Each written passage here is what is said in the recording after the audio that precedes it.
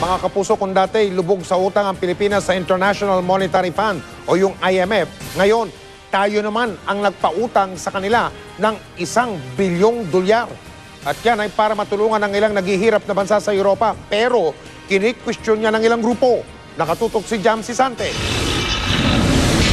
Matapos ang 4 na dekadang pangungutang sa International Monetary Fund o IMF, ngayon, Pilipinas na ang nagpapahiram ng pera sa IMF para sa mga bansang may problemang pinansyal.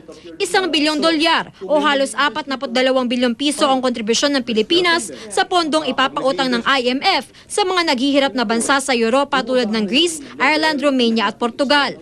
Katwiran ng Administrasyong Aquino, bayad na naman daw ang utang natin sa IMF noon pang 2006 at may natatago pang $77 billion na reserbang pondo. It is our responsibility. It is part of our obligation, something like paying forward to IMF who has assisted us during our times of crisis in the Philippines. Bukod pa riyan, maaapektuhan din daw ang Pilipinas kung hindi tayo tutulong at tuluyang bumagsak ang ekonomiya ng mga naturang bansa sa Europa.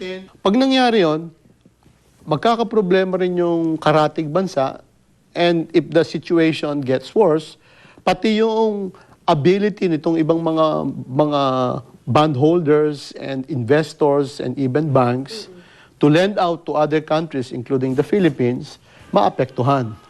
Pero pinana ng grupong Freedom from Debt Coalition ang pagpapautang ng ating gobyerno. Kung wala na raw tayong utang sa IMF, sa ibang financial institutions, meron pa rin. Marami pa rin daw tayong dapat pagkagasusan tulad ng edukasyon at pabahay. Hindi na uso ngayon sa ating mga Pilipino yung magpasikat kahit nakabaon sa utang. Noong araw, maraming sakit na ganyan. Pero ngayon, wala na. Ang nakakalungkot, yung gobyerno natin ang nagpapatuloy pa ng ganyan. Bakit tayo magbibigay ng ganon? Ang laki-laki ng mga pangailangan natin. Pero ayon sa BSP, hindi pwedeng gamitin ng Pilipinas ang reserve funds na ito para sa paggawa ng mga paaralan at kalsada. Hindi po pwedeng ibibigay ng Bangko Sentral yung reserves, pagkatapos itatranslate ito into dams, into streets, and into playgrounds, no? Kasi kaya nga tinawag na reserves yan eh. Dapat nakapondo lang yan upang sa ganun, ano man ang mangyari, meron kang pagkukuhanan ng pondo mo. Para sa ekonomistang si Profesor Winnie Monsod, wala namang masama kung magpahiram ang Pilipinas ng pera kung kaya nito sa mga bansang nangangailangan. Pero paano daw ba nagdesisyon ng gobyerno na $1 bilyong ang ipapahiram na halaga? Could there not have been a little bit more consultation? Could not have been there a little bit more information? Kasi kung meron akong tanong, too late kaya yaman ng Malaysia at Thailand compared to us, 1 billion ang pledge nila, bakit 1 billion rin ang pledge natin? Alright?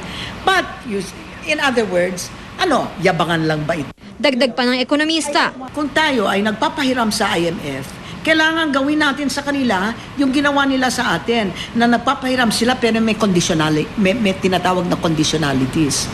Jam Sisante, Nakatutok, 24 Oras.